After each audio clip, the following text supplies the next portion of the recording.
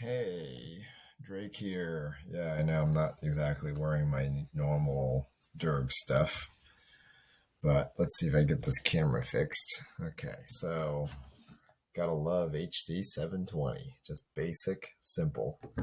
Yep, I'm here hanging out in Florida. This is my last couple of days here. It was kind of fun. Of course, things can get expensive if you actually go, and I do want to shop, but because fast food's so expensive, you really don't, and gas has gone up ish.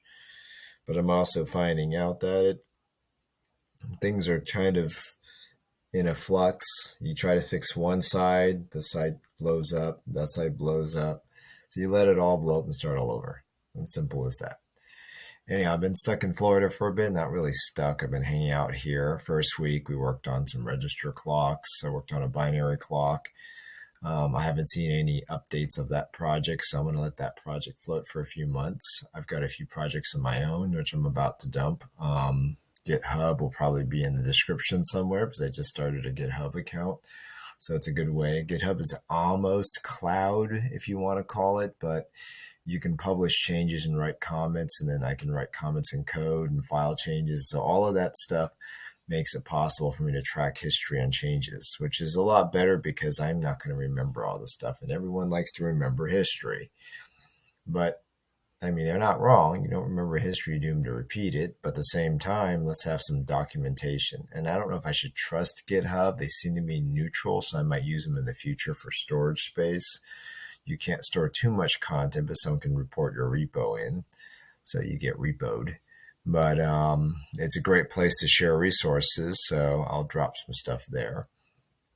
Coding projects that I don't mind publicly sharing. I really shouldn't because any project as a creator can turn into a hit project and could all of a sudden you make millions. I don't know.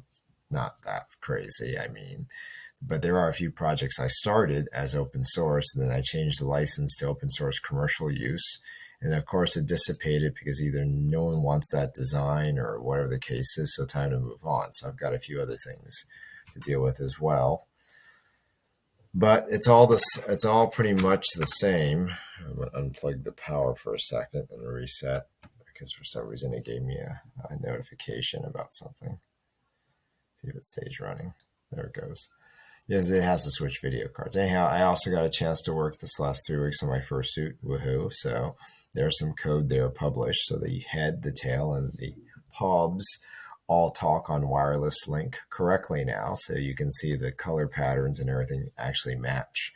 I haven't worked on other color animation. There's really only 2 or 3 modes, as I called it. It was based off of Shingi's project. Yeah, of course, he had over 200 LEDs to control, so those were fun and how to programming a frame buffer. But those are days kind of, I shouldn't say long gone. Those are days that are gone in my younger era because I had some great times with some makers that showed me what they could do and brought some things to life. But that's died off after 2018. So I've been now focused on investment ventures. So there'll be a couple of things. I've got that project to build some PCBs as promised. I'm going to be doing some budgeting analysis because it will work, but I'll probably be using BJTs since BJTs are pretty good against, from what I remember, they're good against electromagnetic back EMF pulses. These devices are magnetic solenoids. Not saying you can do with MOSFETs because it'd actually be a lot easier because MOSFETs have nearly a high input impedance, so therefore you can drive an N channel. The problem is getting N channel on the positive side without a gate driver. Something you actually has to learn. And one guy was trying to show me how to. Well, he's amazed that this device actually works and it charges the battery. I says, well, actually, your input voltage is always going to be slightly higher to charge a battery. But the difference is between a BJT, you don't lose a volt through the junction diode versus a versus a MOSFET. You do have some protection diodes. It's just substrate protection. It's just common with semiconductors when you have semiconductors layered on top of each other. So you have a higher voltage always on top. So even if the voltage is 50 volts, you have to have the gate voltage 50 plus whatever. So that's the part that the concept that never really stuck to my head because everyone wants to go for 0 volt reference. But from the transistor's point of view, whatever your ground plane voltage is what it's going to see. So that's why they have chips designed for this called gate driver chips, and they use them all the time to make life easy. Otherwise, you have to have a pulse converter. You could do charge pump, whatever the case is. It don't matter as long as that voltage is seeing is higher on the gate.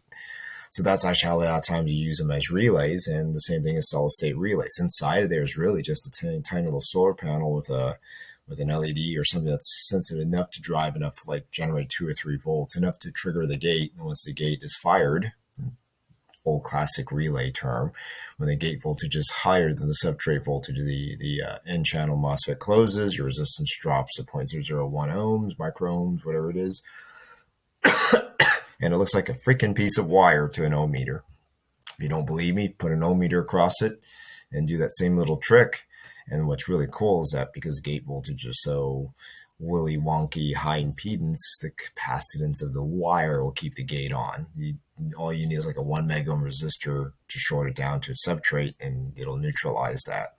But that voltage, yeah, which is why MOSFETs is not liked by electrostatic, and protection is required. It's not optional, but all chips today have it, which is why TTLs were well loved, because transistors didn't suffer that problem, but you lose a voltage, which leads me to a couple of fun projects.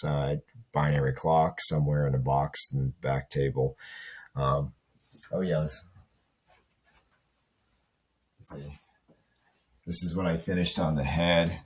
I redid the lights now, so it's not doing the rainbow pattern, which I actually like the rainbow pattern, but I'm now going back to the pulsating purple pattern.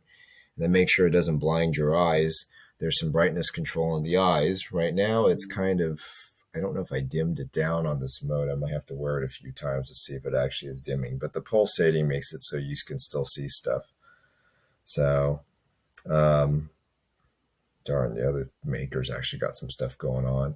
Let's see if I can turn the lights off, and you'll actually see that it drops to night vision mode, which I'm still working on that. So this could be a software update when I get back or so, when I try it out a few times. But it switches the eyes to red and low light mode, so it doesn't blind you in the lower light mode. So yeah, there's actually a sensor on top. There's a fan. I still got to check his nozzle out, because for some reason I'm not sure if this is, and a maker would know more than me about this. I bought glue, which may not get used again, but I didn't even realize, and I'll put it back him on again, because he's got a cute head. He's got a cute head. He's my favorite turkey head. It's a cute turkey head.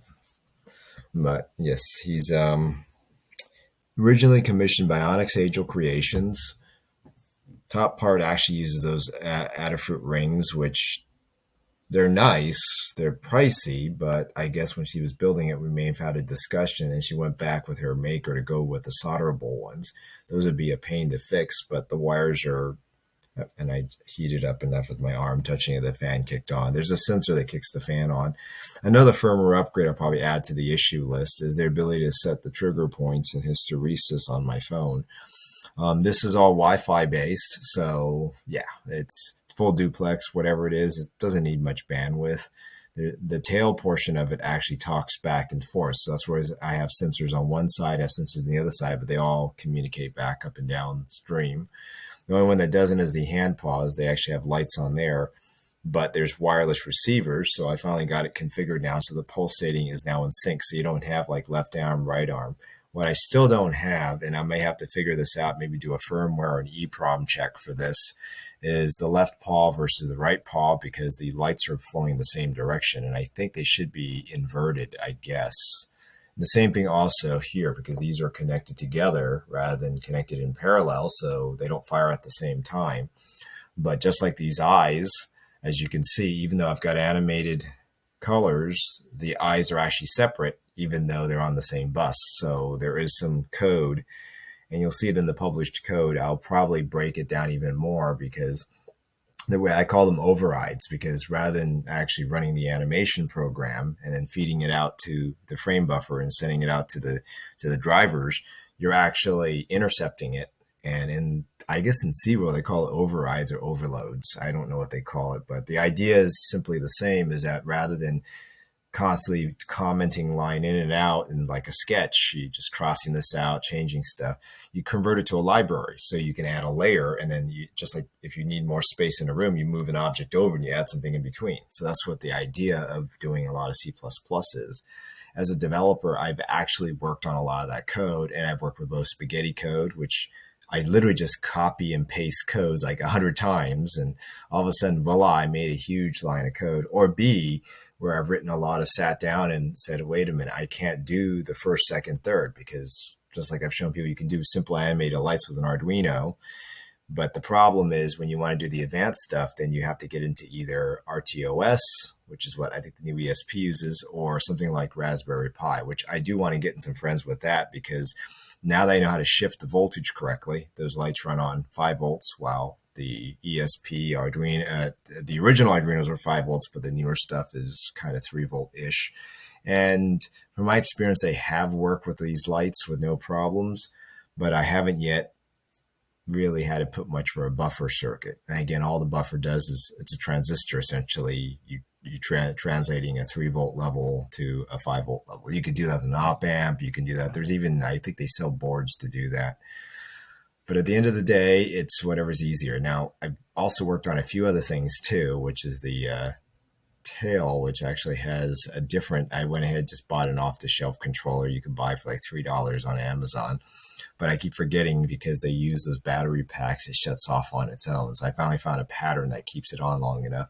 That's actually the reason why the pulsating pattern existed, is because I needed enough power to tell the those, what you call those battery packs that you buy, phone battery packs, to reset the timer. At least not all of them, but I think it's some of the brands will actually do that. But there is a chip on it that monitors how much power your phone is using. And if your phone stops charging, it shuts off the regulators.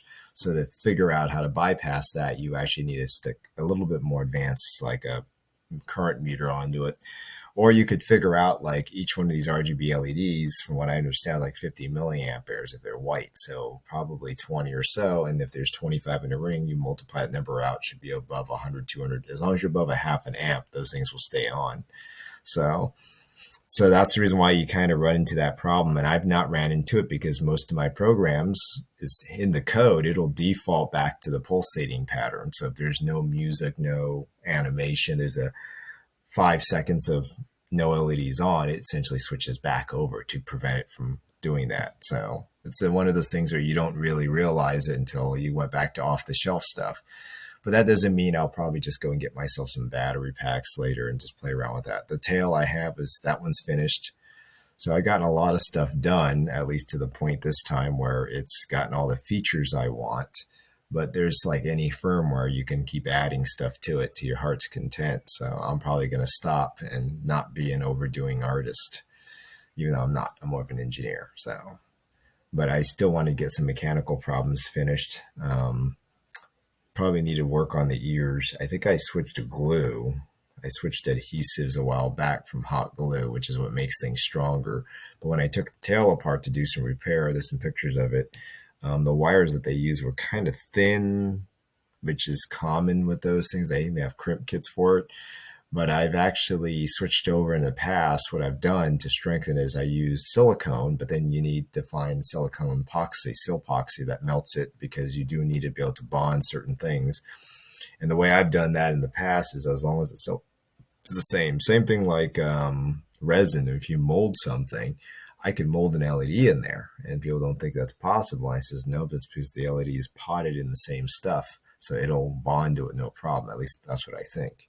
Now, if you solder correctly and put some proper wire that can actually withstand motion, like they call it stranded wire, or that silicone wire that seems to be a higher grade wire. I think Adafruit sells that, and I found other suppliers, but they've been kind of thick because they use them in the drone. They need higher current rating through it.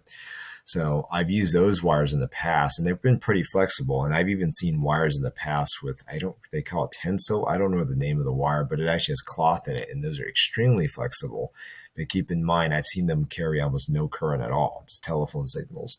Although I have seen people use them, they just run like 20 volts on top of it and about 200 or 300 milliamps, and you still get quite a bit of power out of that.